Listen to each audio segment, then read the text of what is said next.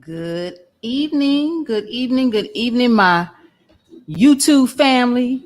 Hello, my Clubhouse family. I see you over there, Asia. Thank you for joining me. Thank you for joining me on this broadcast of Keeping Up with Congress, y'all. You know what time it is. You know what time it is. If you're following me right here on YouTube, hit that like button. Please hit the like button. Hit that subscribe if you haven't already subscribed to the channel. Hit the notifications button so you can keep up and share. If you would, Clubhouse family, please ping somebody into the room, some folks into the room.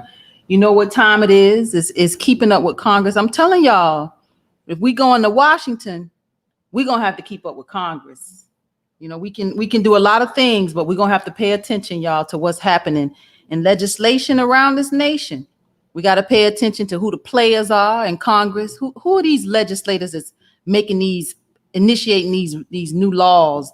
Who are they? You know, where do they stand on the issues? We got to find allies. We will not, with a capital N, capital O, capital T, we will not get reparations without some sort of negotiations. I just don't believe we're going to go to Congress and walk up in there and say, we want reparations and it's going to happen. No, sir. No, sir. We can introduce the bill. That's exactly what I plan to do when I get there. But we will not get reparations without negotiations. So we got to understand what's going on in these political streets, y'all. This game of politics, we got to pay close attention. We got to pay close attention. So again, if you're following me on YouTube, please hit that like button, hit that subscribe button, hit that notifications, and share, and ping somebody in the room, Clubhouse family. Please ping somebody in the room. Let's get this party started. You know, I always like to bring you, of course, reparations information. What's going on in the news of reparations, y'all? You know, we've all been following Evanston, Illinois, the first municipality, the first one, y'all, that introduced legislation to address quote unquote reparations. But we are real clear that reparations is not local. It's federal. If we're going to get reparations, it will come from the federal government. But we appreciate, you know, the city initiatives. We appreciate, we got one right here in the great state of Georgia. We appreciate the state initiatives, but we have to be real clear, for this to be equitable, reparations will have to come from the federal government. So let's be real clear about how we going to get this redress, this repair. Hey, family, I see you over there, and I'll put your comments up on the screen. I see you over there. Thank you for joining me, Clubhouse. But this is a bill about Evanston, Illinois. The country's first municipal reparations program is off to a rocky start. Y'all, we knew that. We knew that this was going to be challenged. You know, it was real clear that this was not going to go down without some sort of fight. So this is an article that features Miss Priscilla Giles, a retired teacher of English as a second language in Chicago public schools, said that she's been feeling something between sad and angry. You know, this woman lived a long time. She's an elderly woman, and she's sad and she's angry. She says 3 months ago, the article goes on to say 3 months ago, the city of Evanston, Illinois, where Giles was born and raised, approved the first local reparations program in the country. The city announced its first phase would pay Black Evanston residents who experience housing discrimination $25,000 in the form of home improvement costs, down payment and closing cost assistance, and mortgage payments. So they had a plan for that $25,000. But since Giles is Black and lived in the city from 1919 to 1969, she is automatically eligible, but she says she is reluctant to apply. She says it's not reparations. Y'all, we know it's not. And she goes on to say, and that's for sure. The Evanston residents have been debating the details of its current reparations program for more than 3 years. When the legislation passed, it was deemed a blueprint for the rest of the country. Yet a few months into the initiative, frustration and legal pressure have clouded the city's pioneering vision. Hundreds of Black residents have rallied behind the online group Evanston Rejects Racist Reparations to demand that the program be paused and reevaluated. Meanwhile, the conservative nonprofit Judicial Watch and Project on Fair Representation have threatened legal action against the city. Y'all, I told you, I knew it. I knew I was waiting on the lawsuits to come and say that it was discriminatory. I knew it was coming. The reparations program that began with great optimism has divided the city, the small city, thrusting it into the national spotlight. Because it's not reparations, y'all. We real clear. It's not. It's not. A cannabis sales tax will go into effect in 2020, providing a source of funding for reparations. The alderman who developed the reparations proposal suggested the city earmark $10 million of this revenue for reparations over the next 10 years. The article goes on to say Evanston, the first city to approve a local reparation program, prompting other cities like Amherst, Massachusetts, and Asheville, North Carolina to consider doing the same. So they set up, they set a precedent. Other cities, Amherst, Massachusetts, and Asheville, North Carolina, follow suit. But y'all, this is not reparations. I don't know if it'll benefit any of y'all, but anything in Evanston or Amherst or Asheville won't benefit me, won't benefit most of you. So reparations is federal. We can piecemeal it, and we can get what we can get along the way. We can scrape it up, but this is not reparations. They're calling it fake reparations in this article. Goes on to say this is a housing voucher program, not reparations, and calling it that does more harm than good. This is Kirsten Mullen and Dr. Darity. They said that this is a housing voucher program, not reparations. Darity is an economist. We know who he is at Duke University, and has said proper reparations will cost the federal government at least $11 trillion. So Evanston it tried. We got to give them a A for effort. They tried, but that is not reparations, and we're real clear that it's not. The next article I want to bring to you, this kind of like makes me mad. It does. Biden went to Tulsa, and he didn't part his lips to say reparations, y'all. With these 3 descendants still living, who lived, and God had them here to tell the story, and Biden still didn't part his lips to say reparations, y'all. But this article, listen to this. This article says that Biden privately tells lawmakers not to expect much on reparations legislation. I think we need a moment of silence just for that. He quietly and privately tells the lawmakers not to expect much on reparations legislation. How dare he, after Black America delivered the White House? How dare he, after Black America delivered the United States Senate? How dare he? Y'all, Black people, we got a long way to go. If the writing ain't on the wall, I don't know what is.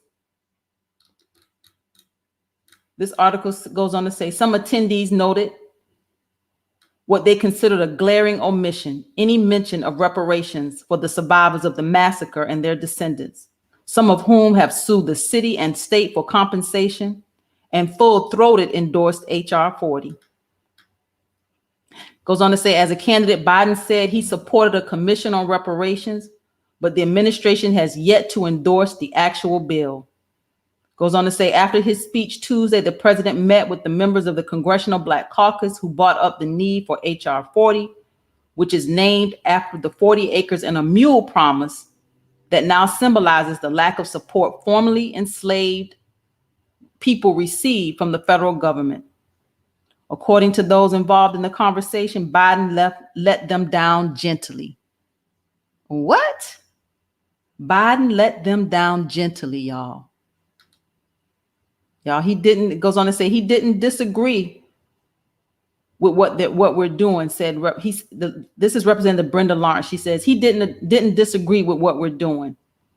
She's the second vice chair of the CBC. He did talk about his plate being full with trying to get the infrastructure bill passed, and that he really wanted to make sure that he could get that through before he took on anything else. We need a president who can walk and chew gum. His plate is full. He goes on to talk about his plate being full, and he want to get the infrastructure bill passed before he took on anything else. We need a president who can walk and chew gum at the same time. Because he made some promises to Black people. But reparations, y'all know it wasn't one of them. Biden's biggest concern on H.R. 40, Lawrence said, is getting it through the Senate. The bill also hasn't even been scheduled for a full floor vote in the House, where it has 188 co-sponsors. His biggest concern is getting it through the Senate. Didn't we just deliver that? Didn't we just deliver that? Keeping up with Congress, y'all. I told you, if we're going to get reparations, it will require negotiations. Tuesday in Tulsa illustrated the dichotomy that has come to define Biden's approach to issues of race and race equity. No president has so forcefully called out the nation's sordid history. At the same time, Biden has downplayed the likelihood of legislative action, sidestepping calls for him to embrace rules reforms in the Senate to allow easier passage of relevant bills. In addition to expressing fear that H.R. 40 would die in the Senate behind the scenes, Biden also announced on Tuesday that he was handing off the voting rights portfolio to his vice president, Kamala Harris. We need a president that can walk and chew gum at the same time. Reparations, y'all. The article goes on to say, for the nearly all-Black crowd inside the Cultural Center, which included the 3 remaining survivors of the massacre, descendants, local leaders, and activists, the Tulsa speech was a milestone. Words, y'all, words. They calling his speech a milestone. You see, I highlighted that, YouTube family. They all infatuated with words. They watched and clapped as Biden went into detail about the massacre and drew a through line to issues Black people still face today. So they was excited about his words. Representative Hank Johnson, Democrat from Georgia, I know him well. The CBC whip said Biden's speech was meaningful. That's the best we can get, is a meaningful speech, meaningful for Tulsa and the country. Adding, most of America had absolutely zero knowledge of the greatest single atrocity to Black people in this country. For him to use his pulpit, calling Biden's approach to this, calling it his pulpit, to publicize what happened to them, has to have been cathartic for them. In the lead up to Biden's Tulsa trip, the administration announced initiatives to narrow the racial wealth gap, including inequities in home appraisals and increasing the goal of federal contacts for small disadvantaged businesses. And here we go, small disadvantaged. Who are that? Who are they? Who are these small disadvantaged anything, y'all? As for comment, an administration official noted that the president reiterated to the congressional members that he is actually doing the work right now on breaking down systemic racism and racial disparities. It's at the heart of his work in this administration. Ain't enough. It's not enough. And if we keep getting this piecemeal, the data shows by 2053, Black America will have zero net wealth. We will be wealthless as a people. But we're going to allow Biden to piecemeal our repair, our redress, and not even mention reparations in the faces of these descendants, our elders who lived to tell the story. 2022 is right around the corner, family. I am Tamara Johnson Shealy, taking a bold agenda to Washington. If you want me to keep talking like this, I think y'all making me mean. This is making me mean, y'all. I feel like I'm turning into a mean girl. Oh my goodness gracious, y'all. This makes me angry because I see it. It's in our face. It's like slapping us. If you turn one cheek, they slap you on the other cheek. You turn the other cheek, they slap you back. And they're just getting slapped back and forth, y'all. If we're going to get to Washington, we're going to have to get there. This is why independent media is so important. That's why I keep coming to you right here on Clubhouse. I see you, family. I'll be over there with you in just a few minutes, about 14 minutes, and we can have a conversation. But I keep coming to you live here on YouTube. I keep coming to you live here on Clubhouse. I keep coming to you Saturday mornings live. It's my 5th run for office. I keep putting myself in the fire, but I can't do this by myself, and I can't do this alone. And I'm asking you, family, to go to the website. I know how we have to do it. You know, sometimes we don't have the monies all up front. I get it. But I need everybody to commit to making a substantial contribution to this campaign. And if you got to do it monthly, do it monthly. I'm asking for you to donate $100 a month. It might hurt. You say, Tamara, I can't give you $100, but I can give you $20. But that means you need to go find 4 other people. So there'll be 5 of y'all, and make it $100 coming from your end, from what you can do with you and yours. I'm asking for $100 a month to $170 a month. That gets you up to the maximum contribution for an individual contributor. So I'm not asking for a whole lot. I'm just asking for us to commit. If we want reparations, we're going to have to do it for ourselves. We're going to have to buy media. We're going to have to play this game, and we're going to have to do it for ourselves. We already see it's not going to come no other way if we're not committed to doing it for ourselves. I see somebody over in club and YouTube teasing me. I said, I'm mean. He said, you're not mean. That's Baldwin's rage. It's something stirring up in me, brother. I don't know what it is. I feel like I'm mad. I'm getting angry. And it's stirring up, and it's bubbling over, and it's coming out. And I haven't been angry like this in any other race. This is my 5th run. Again, it's my 5th run, but this time I'm mad and I don't like it. But I'm gonna ride it out. May 24th, 2022. Either we win or we lose. I'm done. I can't run another race here in Georgia. I'm done, y'all. So if we're gonna win, we're gonna have to play to win. That means we're gonna have to commit. We're gonna have to go to the website. It's Tamara, Tamara, FOR, Georgia spelled out.com. So just go to the website, become a monthly contributor. My goal is to have 5,000 people to do this. If we had 5,000 contributors to give us between $100 and $170 a month, we'll have every dollar we need to win this race. That's the challenge. I don't want to go to special interest groups. I don't want to go to these PACs where I don't know where this money coming from. I don't want to take money from people that we're going to owe something back to. I'm not going to put them over us. So don't put me out here to have to go find money in spaces and places that don't benefit us. Don't do that. So let's keep up with Congress, y'all. Let me get back on track. HR 836 is the Employment Services and Jobs Parity Act. This is Representative Gregorio Sablin. The Employment Services and Jobs Parity Act. I actually looked him up because this district, he's a delegate. He's actually not a House rep. He's a delegate. His area is the Northern Mariana Islands. And I had to look that up because I'm like, I don't know where that is. And it's actually, I looked it up. Here it is. If you follow me on YouTube, you can see it's over near Indonesia. It's northeast of Indonesia. So he's a delegate. And this is a bill that he has introduced in Congress, HR 836. And this bill is funding for job training. The Marianans would receive $300,000 to help job seekers in the Marianas find gainful employment under this bill. It goes on to say it will amend the Wagner-Pessner Act to include the Marianas. This change would make additional federal assistance for career guidance, skill assessments, and referrals to job training available to Marianans job seekers. So this was interesting. Like I said, I didn't know where his territory was. It's the Mariana Islands. And again, this is HR 836, Employment Services and Jobs Parity Act.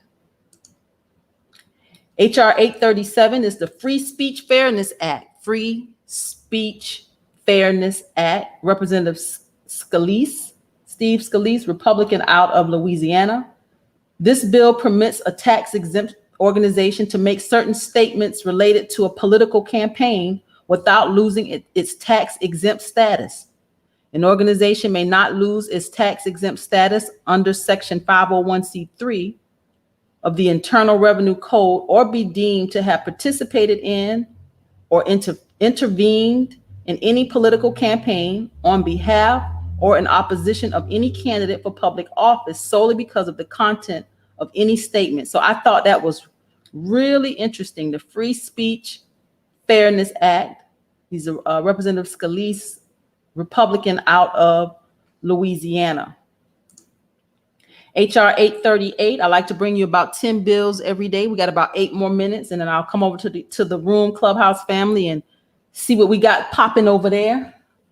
HR 838, Supporting Children with Disabilities During COVID-19 Act. This bill is Representative Schiff, Adam Schiff, Democrat out of California. This bill provides fiscal year 2021 supplemental appropriations for grants to assist states in providing special education and related services to children with disabilities and for specified early childhood education programs for children with disabilities. So this is HR 838. HR 839 is Jamal Khashoggi, Press Freedom Accountability Act of 2021. This is Representative Schiff again, Adam Schiff, Democrat out of California. This bill establishes measures to protect the human rights of journalists. And I had to look him up, Jamal Khashoggi. I looked him up. This is who he is for those of you that are following me on YouTube. It says on October 2nd in 2018, Jamal Khashoggi, a US-based journalist and critic of Saudi Arabia's government, walked into the Saudi consulate in Istanbul where he was murdered. So this was a journalist that was murdered in Istanbul. HR 839, the Jamal Khashoggi Press Freedom Accountability Act of 2021. HR 840 is the Retail Revitalization Act of 2021, the Retail Revitalization Act of 2021. This is Representative Schneider, Bradley Schneider, Democrat out of Illinois.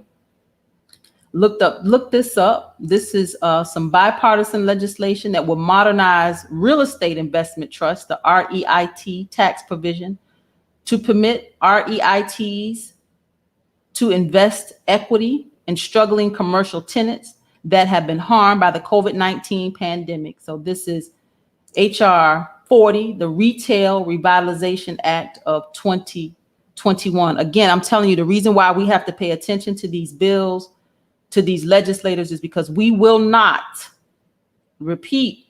Let me say it again. Let me repeat this. We will not get reparations without negotiations. We're not going to go in there and walk up in there and say, oh, we want reparations. And they're going to ask us what we're willing to give for it. So we're going to have to understand who these players are, and we're going to have to understand what game they playing. I told you I take special interest over all things in food, air, water, and land, because we're going to all have to get that right. Food, air, water, and land. I take very special interest. In keeping up with Congress, I can tell you that some of the bills that we've tracked, we've seen a lot of abortion bills, veterans, immigration, national security. We've seen a lot of gun legislation and the streamlining of these processes in Congress. But we're going to have to understand this if we're going to get reparations. What are they doing right here and right now? I know we know our history. We can debate all day long about what happened in history because we know this. We know that. But what are they doing right here, right now in Congress that we can use as leverage to get reparations? Keeping Up with Congress, y'all, Monday through Thursday, 5 p.m. to 5:30, right here on YouTube and right here on Clubhouse. HR 841, Hemp and Hemp-Derived CBD Consumer Protection and Market Stabilization Act of 2021. This bill allows for the use of hemp and CBD derived from hemp and any other ingredient derived from hemp in a dietary supplement, provided that the supplement meets other applicable requirements. Currently, the FDA, the position is that CBD products may not be sold as dietary supplements. So this is to put hemp into some dietary supplements. I guess people gonna get high and get skinny at the same time, I guess. Keeping up with Congress, y'all. Representative Kurt Schrader, he's a Democrat out of Oregon, HR 841.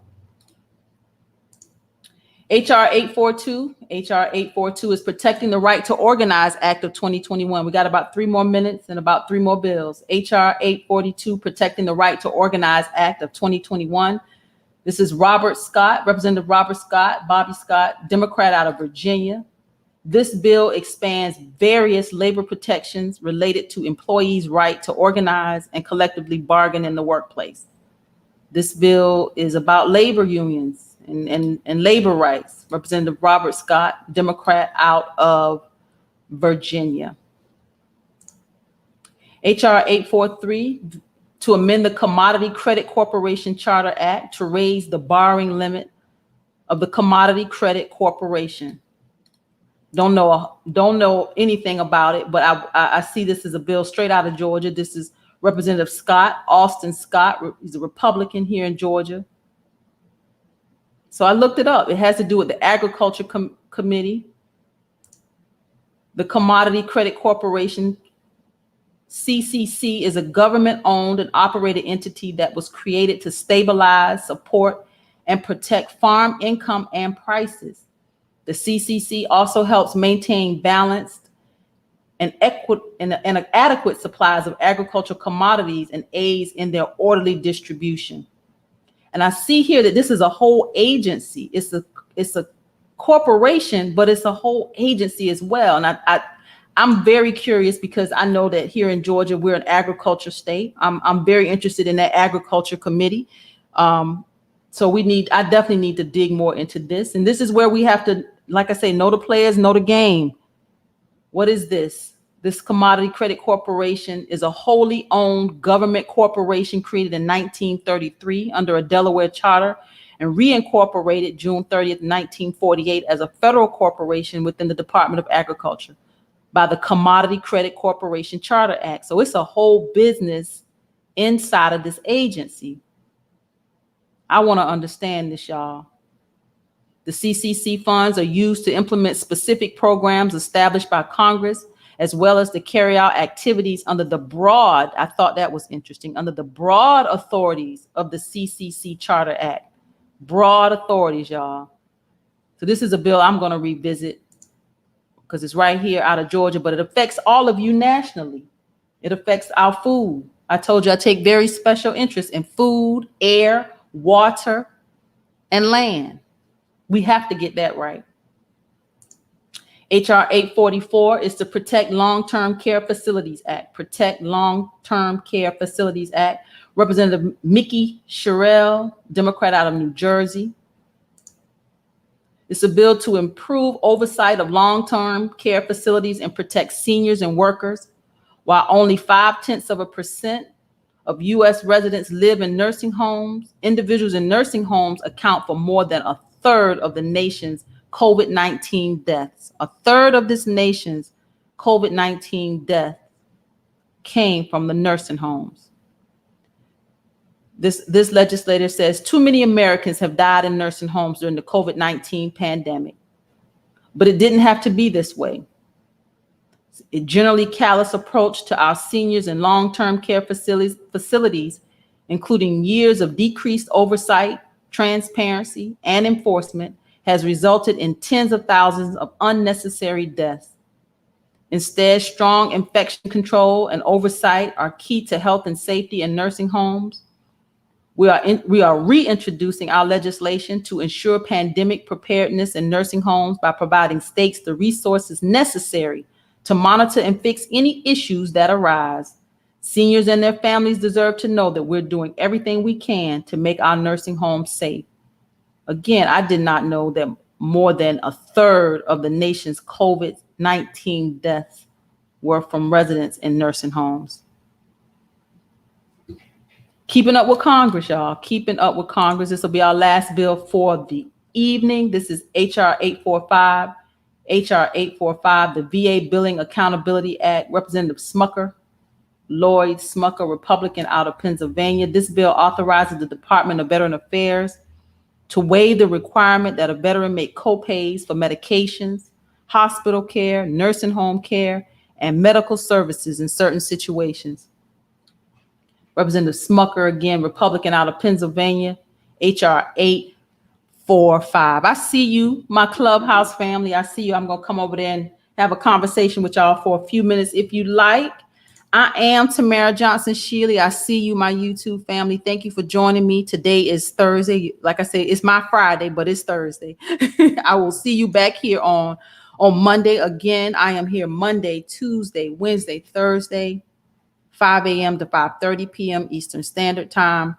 If we're going to get to Congress, we're going to have to negotiate.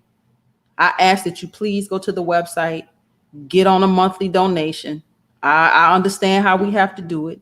An individual contribution is $2,900. It'd be great if you can make that without a monthly payment plan. But guess what? Many of us can't, and that's okay. But we got to save our money because we cannot get to next year and not have enough and be begging from the wrong people. If we're going to go to Congress, we're going to go there with some integrity. We're going to get reparations. We're going to get it with integrity. We're not going down that road. So I ask that you go to the website, donate, if you can't do $100 at minimum, like I'm asking, and you know, 170 is way out of your reach. Get a few of your friends together and make it make sense. Make it add up. I see you, family. Thank you for joining me. I'll put your comments on the screen on the way out. I am Tamara Johnson Shealy, TamaraForGeorgia.com. Please go to the website. Please donate. I will see you back here, same time, same channel, right here. See you guys.